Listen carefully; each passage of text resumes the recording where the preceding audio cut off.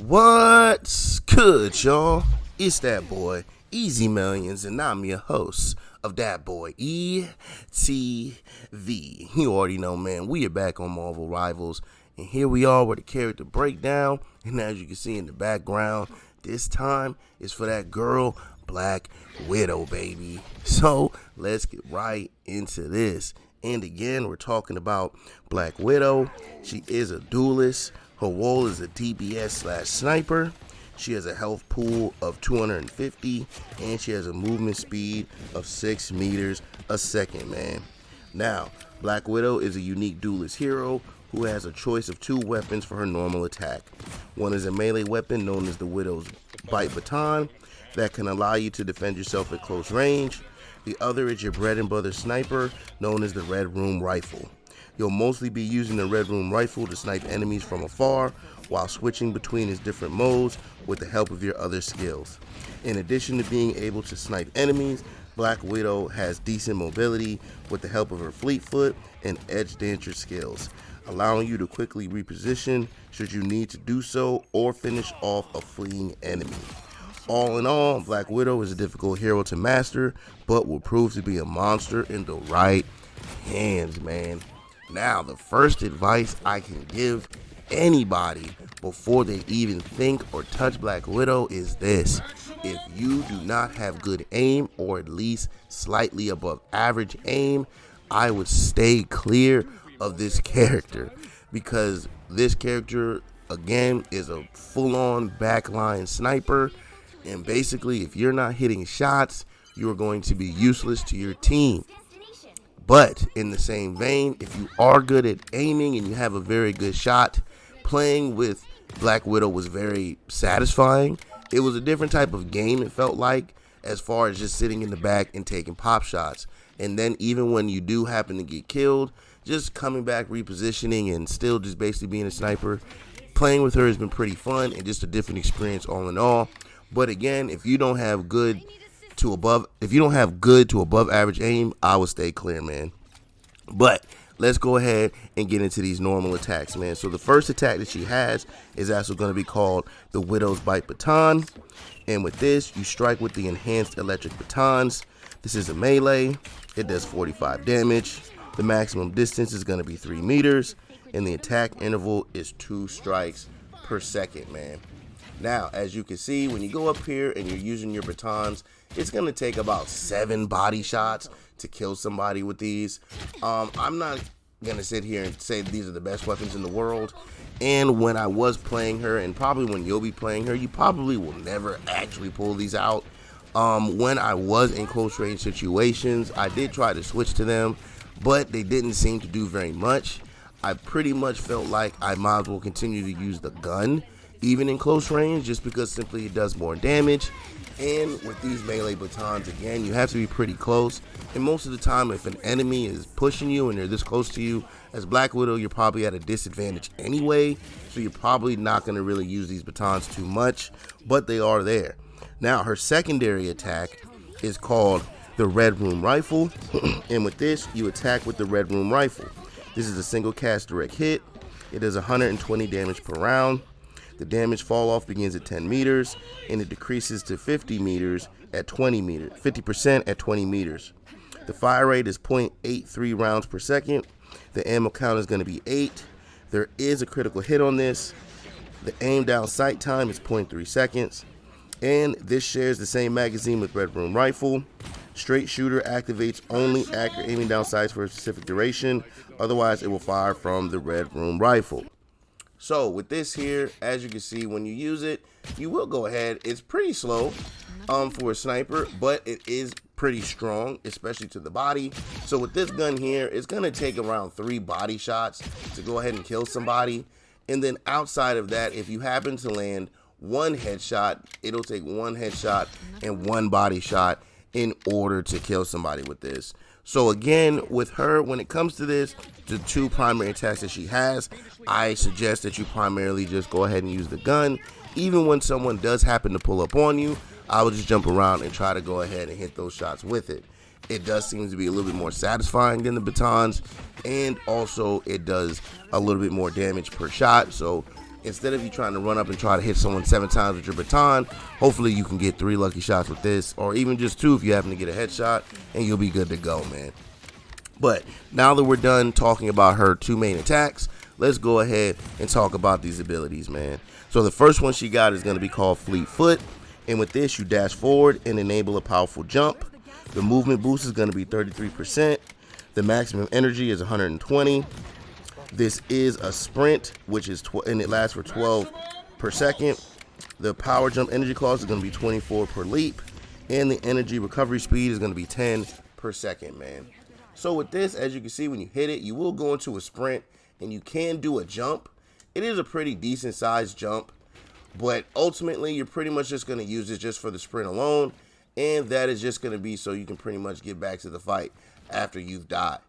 So her sprint there is a pretty good movement ability. This is her primary movement ability. When you're playing the game, you will basically be using this off of respawn to essentially get back to the fight.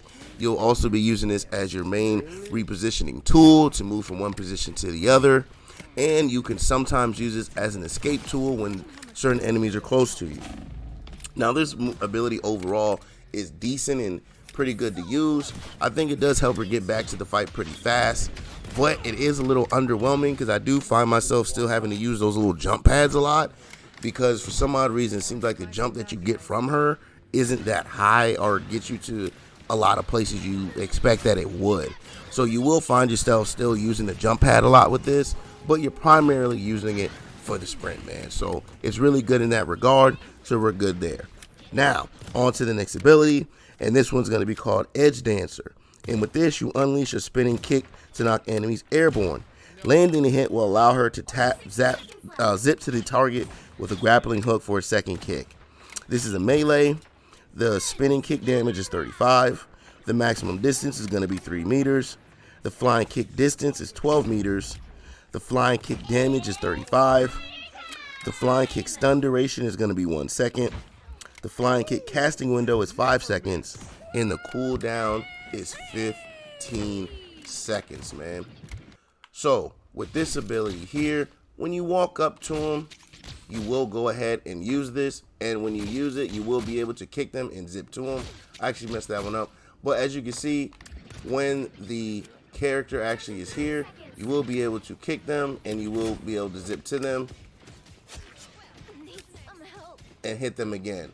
So with this, this is basically like your get off me tool, but essentially when you're up close, I didn't see myself using this too much or anything of that nature. This is probably more of like a get off me tool and finish them if you happen to be close enough.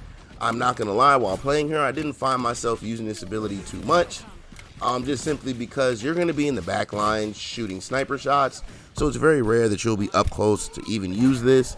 And then even when someone runs up on you, most likely you won't have the time to pretty much use this, but this is basically a good tool outside of your gun. This is probably the main tool you'll use as a melee outside of your batons. But again, most likely you'll just be sitting there jumping around taking pop shots even when someone is running up on you. Now we're going to get into our final ability here, which is going to be called Straight Shooter. And with this, you switch the Red Room rifle to sniper mode to fire high energy rounds. This is a single cast direct hit. It does 120 damage per hit. It's 0.83 rounds per second. It has 8 ammo count. It does have a critical hit, and it does share the same magazine with the Red Room rifle. Now with this, when you hit it, you will go into sniper mode, and when you shoot, you will go ahead and hit them. Now, even in sniper mode, it still takes 3 shots to the body, and it still takes the same 1 shot to the head, 1 shot to the body while in sniper mode, man. Now, this ability here is similar to, I have similar grease about this ability as those for I have one for Adam Warlock, but this ability here to me is just a waste. It's not really an ability. It does the same amount of damage whether you're in sniper mode or in hip fire. So it really doesn't matter. I think that this shouldn't actually be an ability. I think it should just be a scope, and they should replace this ability as a whole with something else. Again, probably something like maybe a stun. You have her wrist gauntlets on, but she doesn't use them at all. So I can see why you could probably give her like maybe like a stun that she can use within a certain range if someone runs up on her, opposed to these weak batons and little kicks that she has. Maybe she should have a little stun that she can shoot that doesn't go very far. This way, you know, the person has to be actually up on you in order for you to actually use it. And even if you did stun them, you would still have to sit there and aim with her rifle to actually hit the shot. So maybe if you give them like a stun for like 1.5 seconds, 2 seconds, something like that. And I think that would be a better ability than this, because I really think this is just a waste of time, and it's not technically really an ability. It's just looking down the scope. So I don't know why they have this, but again, I think they should switch this out with some type of stun, maybe incorporating her little gauntlets that she uses, maybe shooting out like a little stun within a short distance. Now let's talk about her ultimate, and that's going to be called the Electroplasma Explosion. And with this, you switch the Red Room Rifle to destruction mode and unleash an Electroplasma Blast, damaging enemies within range and leaving plasma on the ground to slow nearby enemies, man. Now with this, projectile speed is going to be 100 meters per second. The explosion range is 5.6 meters to 8 meters. The maximum range achieved is after 1 second of charging. The explosion damage is between 120 to 170. And you get the maximum damage after 1 second of charging. The number of plasma globules is between 7 and 20 with a max charge of 1 second. The plasma range is 1.5 meters in the spherical radius. The slow rate is going to be 80%. The plasma duration is 10 seconds. And the energy cost is going to be 2,800, man. Now, as you can see, when you use this ability, you will pull out the rifle. You will need to go ahead and push and hold the charge button. And when you do that, you will fire it, dealing damage to enemies. And you will see the goblets on the floor. If they will run in these goblets, they will be slowed while they are there. And they do last pretty much a long time. Now, this ultimate here is all right. You pretty much want to use it when they're grouped up. You shoot it into the group. Go ahead and get that damage onto everybody. I also suggest that you fully charge this every time you use it. But you basically want to find a group of enemies, fully charge it, shoot it into the group, get the initial damage, and then have the slow, because it really does make them move slow to get out of it. So it'll be a lot easier to hit your targets, especially for you and your teammates, man. So overall, the ultimate is okay. It's nothing to write home about, but if it is used in the right situations, it can put in massive amounts of damage, man. So make sure that you are looking for that special situation to go ahead and let that explosion off, man.